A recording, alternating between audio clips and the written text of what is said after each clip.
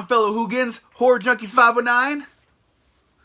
Kyle the 13th coming at you again, you guys. And yes, I know I've had a little bit of a hiatus lately, about a little over 3 weeks since I did my last video. Here's a little explanation / excuse for that. I did have to do a little bit of overtime last week where I only had 1 day off. And so yeah, usually when I have 1 day off, I'm not doing crap on that day. And then right after that, we went straight into Angelina's birthday weekend, so I was out of town. I was going to try and bring my stuff and do a video, but Angelina's got a new puppy, so things have been a little bit hectic.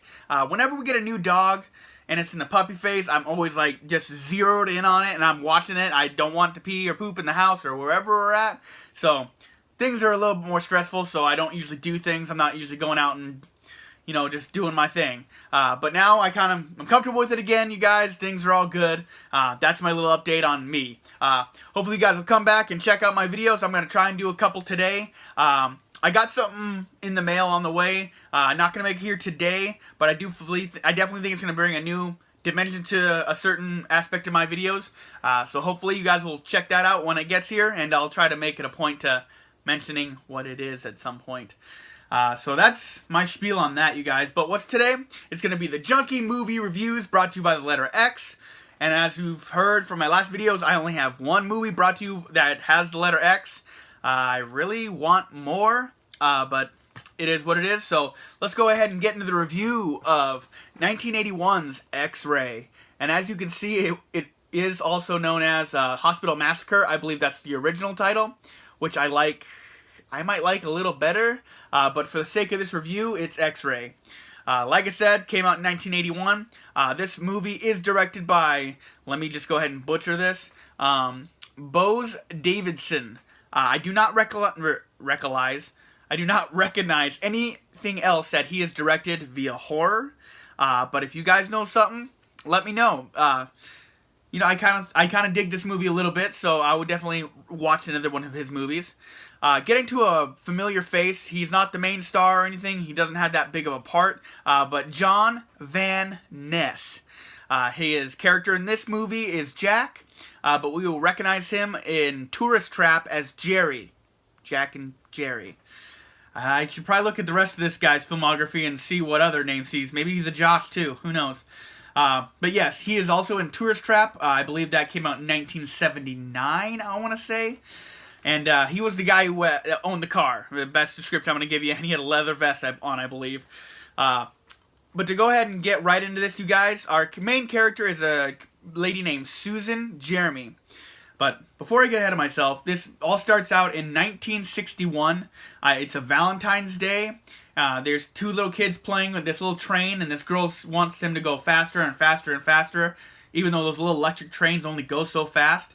And you see a little boy out the window watching him, and he leaves a letter at the front door. So he knocks on the door, the girl goes and gets it, reads it, finds out it's a gross boy that she doesn't want anything to do with. It's a big joke, so the two kids read it, crumple it up, throw it out, and the kid who left it obviously saw that because he's just hanging outside the window.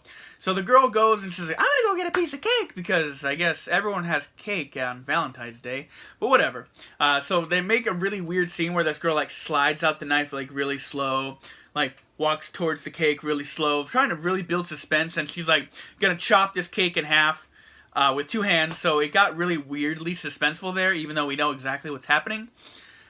That's whatever. So she's cutting the cake and she hears a weird noise, and she goes back in, and the friend she was playing with, the little boy, is dead. And that's where the little black screen comes up and says 19 years later, and we're still following the girl named Susan. Her name is Susan Jeremy now, and she's on her way to the hospital to get her checkup results. And as she's walking in, there's a doctor that just looks out the window, just staring at her, freaking out. And so you're like, oh, that's the killer. But nope, because in this movie, every single male that kind of comes around does the same thing, like just stares at her and is just super weird. So they're definitely trying to make every male in this movie almost seem like the killer. So that was kind of weird. So basically, the going on with the plot, you guys, basically the entire movie just consists of someone messing up with her results and making it seem like she has a really bad disease or something really terrible. She's going through all these checks and all these things, and everybody who is anybody that could help her out gets killed.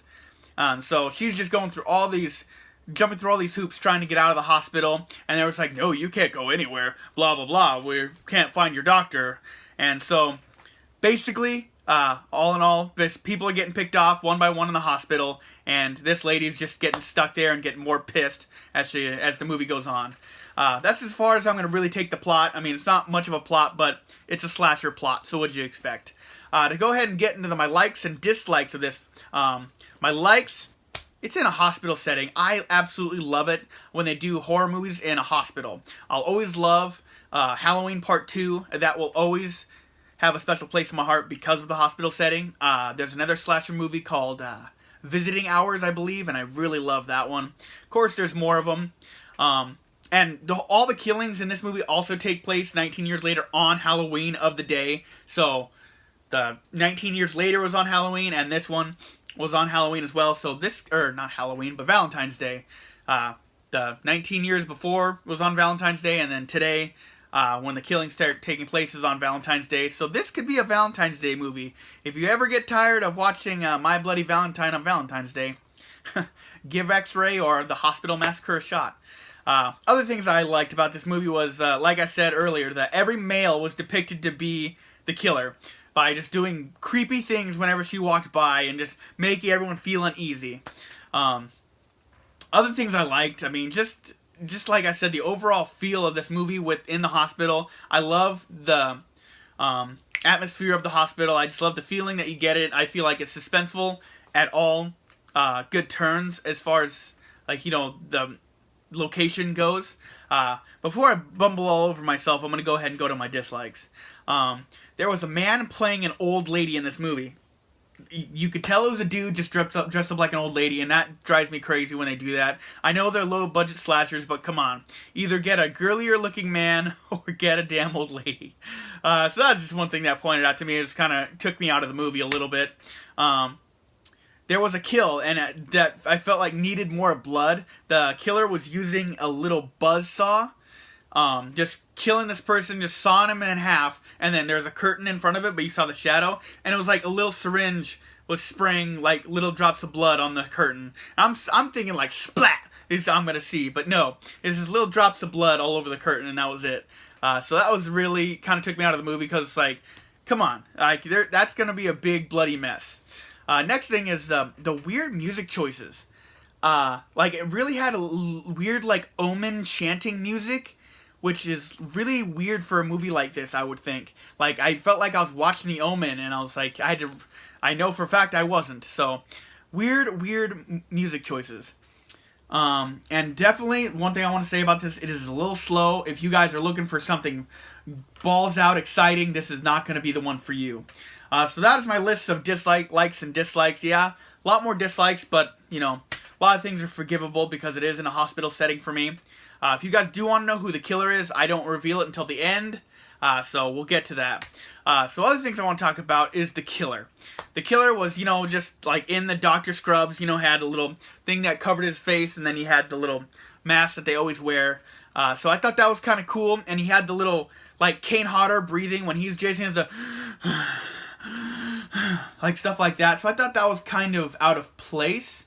Like, I think they really just want him to stand out as the killer, I guess.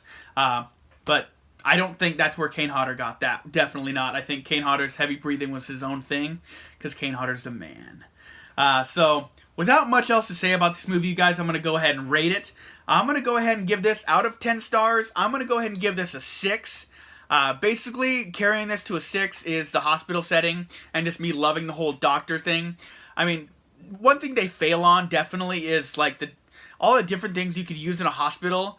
Like, and this guy uses, like, a kitchen knife all the time. Like, not all the time, but eventually, like, in the early killings, it just seems like he's using a regular kitchen knife, which I thought was weird. Like, come on, use syringes, use all of the different doctor toys. But he does get to it, so there's that for that.